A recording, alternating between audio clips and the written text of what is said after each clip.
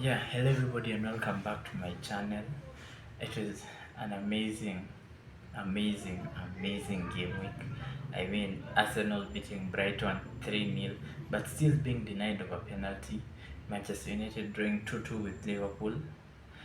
In a lackluster game, it was a nice game, but at the end of the day, I'm a Manchester United fan and we played terribly. Or maybe it's Liverpool who are just better than us, but it's like a derby, so everyone is up for it. And yeah, again, Klopp's comments at the end. I will be previewing the Champions League. Arsenal facing Bayern Munich tonight. Real Madrid, Man City, I think they're tonight as well, both games.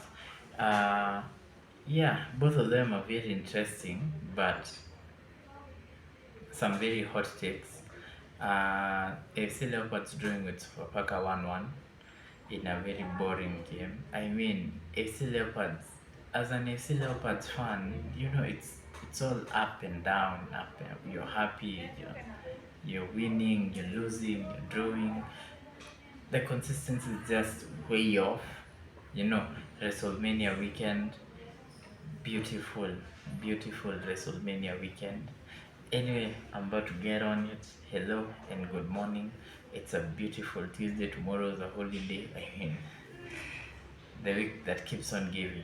You know, uh, yeah. I think we had for the last 3 weeks we've been having one day off. The first week was Good Friday. Then the last week was Easter Monday, and this week it's Ramadan. I mean, it's just the month that keeps on giving. But despite that, we have some very amazing fixtures. Arsenal completely dominated Brighton, and like I actually blame Pep Guardiola for this because like every team right now wants to play out from the back, and when you play out from the back and you get caught, it's very easy to break on you because I don't have to go through a lot of players. Say if you lose the ball, if the holding midfielder is not is not good enough with the ball at his feet, it's very easy for him to lose the ball. And if he loses the ball, he's out of position, and if the other team presses properly, you can get a 5v3 situation because once the ball has been played to the holding midfielder, the fullbacks push. So you'll find that the defenders are wide, covering the fullbacks, and the goalkeeper steps up to be like a center back, and all of you are out of position. So, Brighton just kept on trying to play out from the back and trying. And then Arsenal just went ahead and punished them 3-0. Didn't have to get out of second gear. Like, this is very controversial, but Arsenal are playing the best football. They have the best defensive cover. Uh, in the league, of course. I don't know about European context, but then the Premier League is the best league in the world. So if Arsenal are playing their best in the Premier League, so does it mean they're playing the best football all around Europe? Food for thought there. Um, yeah, Chelsea. I mean, before I talk about Chelsea, um, Arsenal are just brilliant and they play some really sensational football, which is not my cup of tea because Arsenal play kinda like Man City, but okay, let me just say this. Arsenal play like Man City before they bought Erling Haaland. I don't know if you understand what I'm saying. Because with Arsenal, it's like they don't have a striker per se. It's like they're playing with a false nine because like everyone gets to scoring, and like if no matter who's playing at striker, they usually fall back into midfield, help out as the number 10. While Man City played like that before they bought Erling Haaland, and they scored so many goals. But then since they bought Erling Haaland, it's one dimensional. It's just because Erling Haaland can't play as a false nine. Erling Haaland is a striker so dependent on service. Yeah, he's a striker so dependent on service. But then you look at Arsenal strikers, Gabriel Jesus and Kai Havertz are not strikers who depend on service. They can create their own chances. They are creative strikers. Erling Haaland is a finisher. He's not a creative striker. Even when you look at his assist records, they are not as good. But then he's a good penalty box striker. So you have to play to his strengths. Unlike Alvarez, I think Alvarez is also a creative striker. He can finish, he can create. Yeah, I mean, props to Arsenal. As a Manchester United fan, I really want Arsenal to win the league. I don't want Liverpool or Man City winning the league. Alex Ferguson is still alive. I don't want his record broken. That guy, he did the most for me as a Manchester United fan growing up. But yeah, I'd rather Arsenal win the league than Man City and Liverpool. Yeah, speaking about Man City, they beat Aston Villa 4-1 in a boring, boring, boring submissive game. I mean, it's just like Aston Villa rested their best players in like Pau Torres, Eric Bailey, Tillemans, and just decided like, you know what, let me save these players for the weekend because we have a better chance at beating Brentford than we do Man City. And I think they drew with Brentford. I think they drew, was it 2-2? Yeah, I think they drew 2-2 with Brentford. Yeah, so it was just pointless. They should have, if Aston Villa played their best team and just hit, because Man City are very vulnerable on the counter. Luis Diaz, in my opinion, is the most overrated centre back of all time. I mean, that guy is so overrated. He's not that good. He lacks pace. He's an okay centre back. I don't know if you understand what I'm saying, but he's not the best centre back. And if Aston Villa played their best team and just decided to go for it, they would have beaten Man City. But then they did not go for it, got whooped 4-1, went ahead and drew with Brentford on the weekend, so it was just pointless resting their best players for Brentford. Yeah, on the same Saturday, I don't think there was another. Oh, Luton beat Bournemouth 2-1. I told you Luton is like my second team. The grit and the desire and the fight those players have, oh my God, it's just scintillating because those people fight for Luton. They play every game as if it's a cup final. All attack, the way they press. They're not the best footballers, but their press is so aggressive. At the way they come into tackles, like Luton are just. Hey, I really hope they stay up because they're the best of a bad bunch. In a bad bunch, I mean Sheffield United and Burnley. Sheffield United and Burnley, terrible teams. And funny stat, Manchester United lost to Chelsea 4-3. Before that, Chelsea drew with Burnley 2-2. And after that, Chelsea drew with Sheffield 2-2. Can you just take a minute to acknowledge how terrible Pochettino is as a manager? That guy is terrible. Drawing with Burnley, who are already at 10 men, and drawing with Sheffield, and beating Manchester United because the referee helped them out. I mean, Chelsea are just terrible.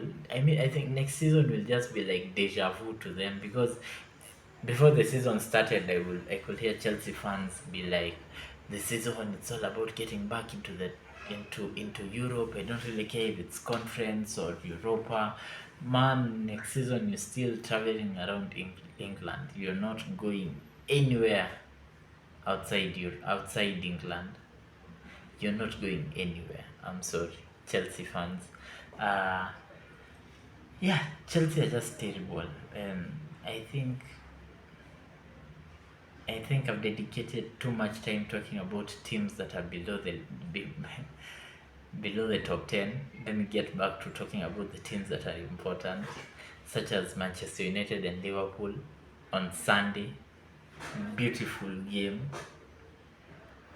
because it was the emotion, like the uh yeah. As I was watching the game, I saw the lineup and I saw Willie Campuala and Harry Maguire, our 26th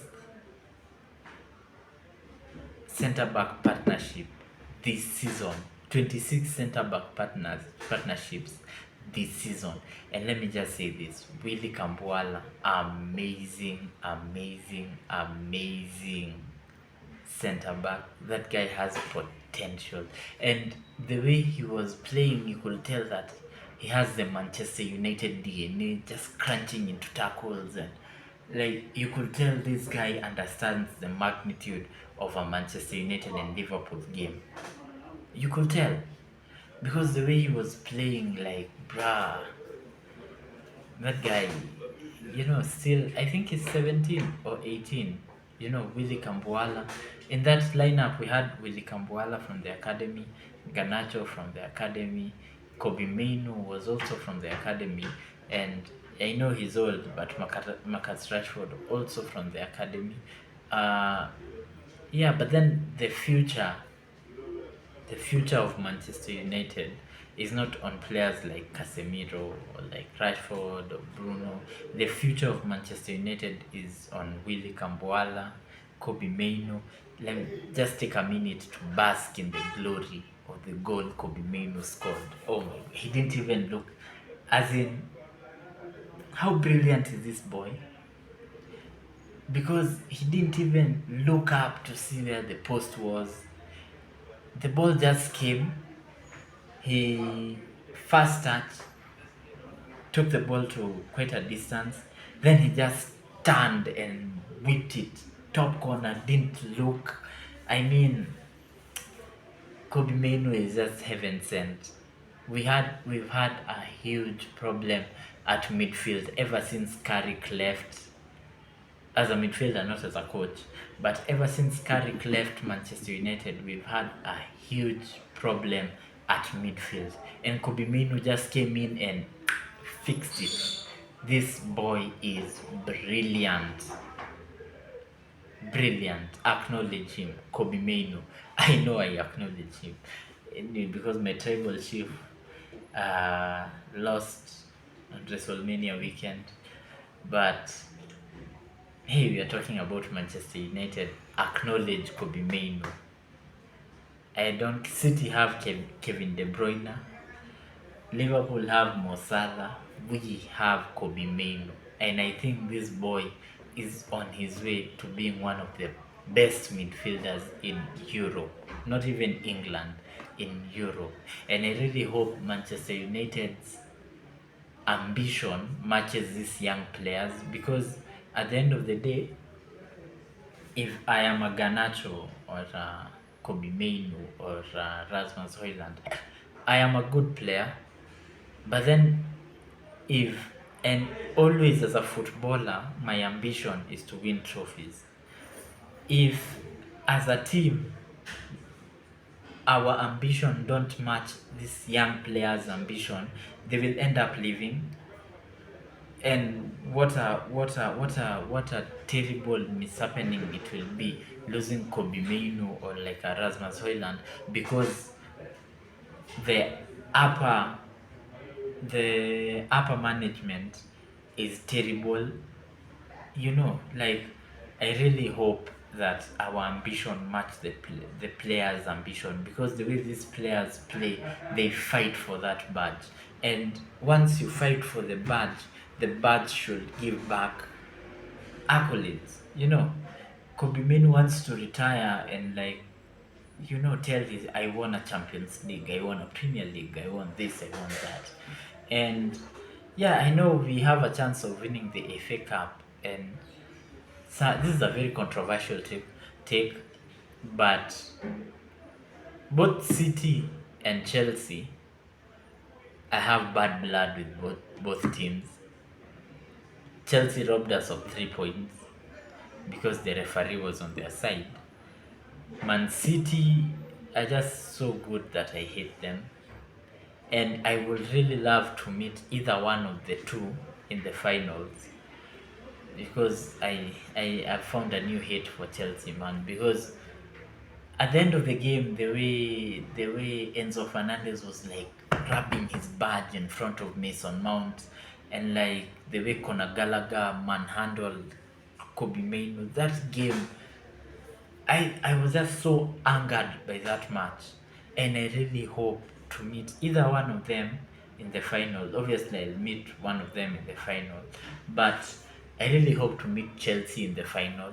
Just beat them and take something away from them when it matters. Just revenge on those 3 points by taking away the FA Cup. Once they thought like they had it, just take away that FA Cup from them. That will be sweet, sweet, sweet revenge. And I really hope for that. I really want that. Meet Chelsea in the final of the FA Cup. Also because it's, I mean, if I had to choose between Chelsea and Man City, I would obviously choose Chelsea. Chelsea are the easier opponent compared to Man City, but it's way more personal for me, man. It's way more personal. We've already knocked Liverpool out. Funny thing, this season we haven't lost to Liverpool.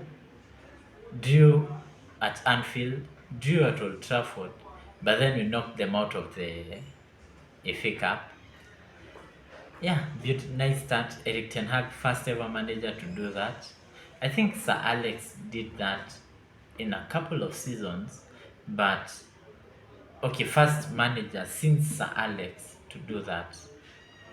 And yeah, personally, I've had people telling me Ten Hag out, Ten Hag out.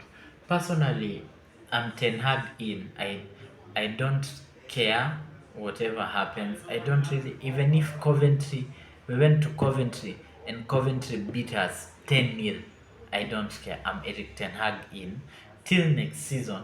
Maybe give him a transfer window. Then give him till Christmas, January, see how he performs. Once we get to like next season, Christmas, January, I will have made up my mind on whether he's in or out. But at the moment, right now, I am firmly Ten Hag in. Firmly Ten Hag in. I can see what he's trying to do. I support him. I back him. Um, yeah, enough on that. FC Leopards drew to Sofapaka. The inconsistency is just terrible. Now we are 35 points, eighth. I mean, when will it end? It's so disheartening being an FC fan right now because like we draw, we on games we expect to. We went on quite a run, quite a winning run. Then we came and got beat by, was it Tusker? After we got beat by Tusker, went away and drew with Shabana. Then we drew again with Sofapaka. And just hope for the best, man. The season is almost coming to an end. My mind is already switched on to next season. I have a video at the end of the season. I have a lot to talk about at the end of the season. Loads of content at the end of the season. And yeah, videos will be longer. So at the end of the season, because I will not be talking about solely football. I'll be talking about things, upper management, and a lot other things that I'm really interested in, really looking forward to. Yeah, Champions League is back. Man City. Okay, let me just say this. The winner of the Champions League will come from the side of Man City, Real Madrid, or Arsenal, Bayern Munich. As you all know, I really want Bayern Munich to win the Champions League because I want Harry Kane to carry a trophy, and I also the Euros final will be at Wembley, and I would really love for Harry Kane to like carry the Champions League at Wembley, then come to Wembley again, carry the Euros at Wembley. It will be such an amazing feat at that. And yeah, Harry Kane all the way. I love Harry Kane. In my opinion, he's the best striker in the world because he has he has everything in his locker. His link up play is amazing. His finishing is amazing. I mean, he creates, he scores, he has everything in his locker. Just the luck with trophies that hasn't gone his way because it's very clear that he won't win the Bundesliga. Yeah, yeah, yeah, that's it. And it's very controversial. Arsenal are in a title race and are also at the quarterfinals of the Champions League. In my opinion, if Arsenal are just focused, it's way more easier winning the Champions League than the Premier League because out of Liverpool, Arsenal, and City, Arsenal have the harder run because they have to face us. Still haven't gone to Aston Villa, still haven't done Tottenham. Arsenal have the hardest run of the three. And against Bayern Munich, I fancy Arsenal to beat Bayern Munich over two legs, especially when the home leg, Bayern Munich won't have home fans, away fans in the home leg, so it will be all Arsenal, no Bayern Munich fans, all Arsenal, and I expect Arsenal with the kind of football that they play. I really want Bayern Munich to beat them, but I don't think Bayern Munich has what it takes to beat Real Madrid or Man City. Don't you understand what I'm saying? I don't think over two legs, City will demolish Bayern Munich. Over two legs, Real Madrid will obliterate Bayern Munich. But I fancy Arsenal against Real Madrid. I fancy Arsenal against Man City. And once whoever makes it out of the semi-finals in the section in the side of Real Madrid, City, Bayern Munich, Arsenal, I think the winner of the Champions League is one of those four, and they're facing each other to get to the final. And over two legs, I fancy Arsenal to beat Bayern Munich so that places them in the semi-finals. And Real Madrid have not been the Real Madrid of old, but then there's just something that clicks with Real Madrid when it comes to the Champions League. So does this. The same thing happens with Liverpool when you remember when Liverpool faced Man City and like they pinned Man City back to the point that Man City were just hoofing the ball out, but then Liverpool kept coming and coming and coming.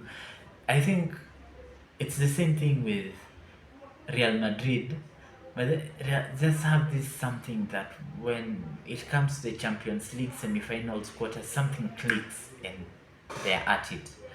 And when it comes down to the style of football,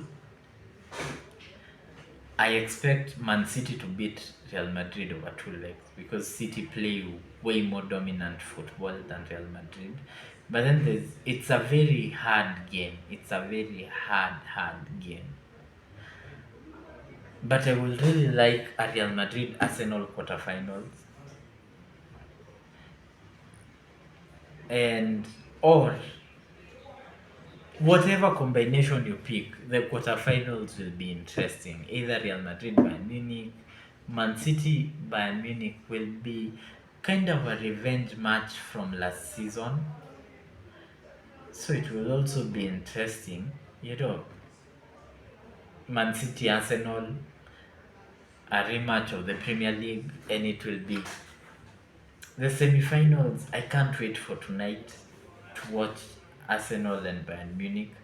let me once I've watched that, because I'm not a huge fan of the Bundesliga. I don't watch Bundesliga as religiously as I watch the EPL and the KPL. But yeah, let me just wait and see what Bayern Munich do against Arsenal.